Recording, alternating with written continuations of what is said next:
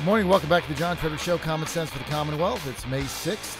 Thank you for joining us this Monday morning. We're broadcasting, as always, from the nation's capital and jettisoning our way through the Commonwealth. This is Virginia's only statewide radio news network. I'm your host, John Fredericks. I'm the voice of Virginia. And go ahead and put your big boy pants on so we can get right to the truth with no gibberish and no nonsense, just common sense. And we didn't get a lot of common sense this past Friday with Prince William County Chairman of Supervisors Corey Stewart. Look, the future of the Republican Party in Virginia is at stake. They took a beating in the last statewide election. The state is on the verge of turning blue. With less than 2 weeks to their convention, I don't think dirty tricks and deception is a prescription for electoral revival. I thought that Corey Stewart's on-air denial of these legal campaign ads just don't add up. Here's why. One, there is no doubt now that the evidence of these illegal video campaign ads that were leveled against Scott Ligenfelter, who, by the way, will be on our show at 8 o'clock, and Pete Snyder, came from one Lee Bond. Now, all of the dots from Lee Bond connect back to Corey Stewart. They simply don't connect to anyone else. Now, Lee Bond worked for Stewart's political consultant, Vince Harris, in 2 of his campaigns.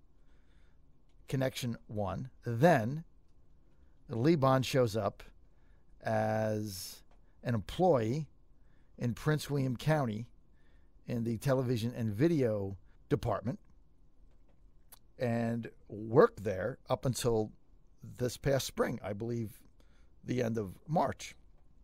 So he was there January of 2012 to March of 2013. Now, it's inconceivable to me or anyone else with a brain that he just popped up at Prince William County and Corey Stewart, who was the chairman of the supervisors, had no idea that he was there. Did he bump into him in the hallway? Did he see him in the bathroom? I mean, it's inconceivable. Now these ads show up to trace back to Bond, and Corey Stewart wants us to believe that this is a coincidence. Now, if somebody paid for these ads, so now we're to believe that Lee Bond just on his own decided, hey, I think I'll run negative ads on 2 of the other 6 candidates for, I don't know, for kicks. And by the way, I'm not employed now, so I'll just spend my own money attacking candidates out of the blue when I have nothing to gain. And oh, by the way, I virtually worked for Stewart twice. It doesn't make any sense. I think what needs to happen here is we need to get these illegal campaign ads off the docket before the convention convenes in several days. May 18th, the Republicans are going to convene on Richmond. They're going to nominate officially Ken Cuccinelli for governor, a lieutenant governor candidate, and an attorney general candidate. There's 9 other candidates vying for these 2 positions. There's a lot at stake. The Virginia gubernatorial race between Attorney General Ken Cuccinelli, the Republican, and Democratic businessman and notorious fundraiser Terry McAuliffe is going to have national implications. All eyes are going to be on it. If there are unanswered questions swirling around the candidacy, how do you think that is going to play in the state and national media? What do you think the liberals are going to do with that? They are going to never let this die. So the stakes are very high.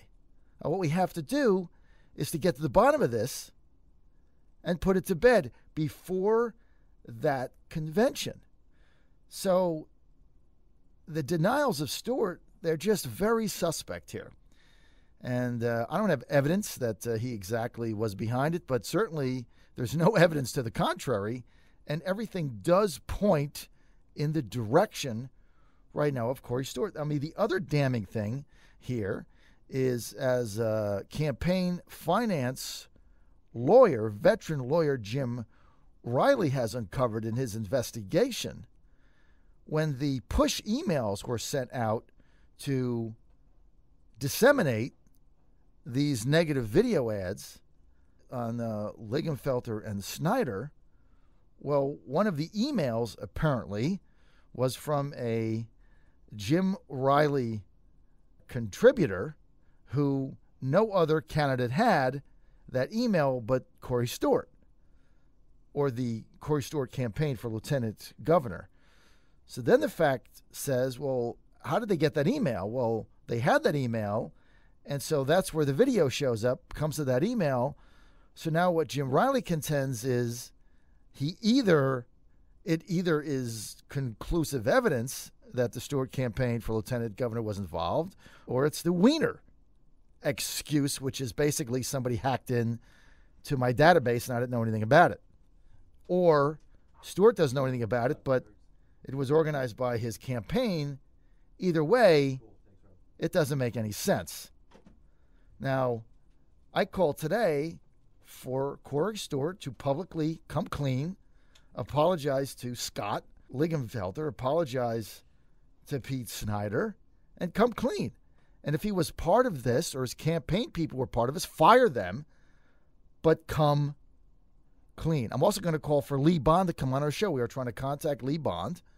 This is an illegal act. We need to get Lee Bond to come on the show and say who funded this, because there's no doubt that Lee Bond is the curator of it. So who funded it? These are the issues that have to come out. I'll tell you the other thing. Tax increase is a tax increase is a tax increase. For Corey Stewart to be constantly saying, well, I didn't raise taxes, you raised the mill rate a number of times. Now, I have no problem with that. But let's call it what it is. Simply say, I raised the mill rate because we needed the money to fund the government because home values were getting decimated. Don't come on the air and say, I didn't raise taxes. You raised the mill rate. It's a defensible position, but there's no need to spin things where there's no need to spin it. So it's a maddening answer to me. And I don't really care who the Tea Party backs. I'm not a Tea Party member. They can back whoever they please, and everybody will decide what to do. But the thing stands for taxed enough already. So if you raise taxes, you raise taxes. Look, I was for the transportation tax increase because I believe we need to solve the transportation crisis in the state that's gone on for 3 decades. So my issue is not with you voted to raise the mill rate. My issue is very simple. It's a tax increase. So call it like it is. We're going into a serious, nationally looked at campaign. We simply can't have this kind of nonsense out there. This is the John Fredericks Show.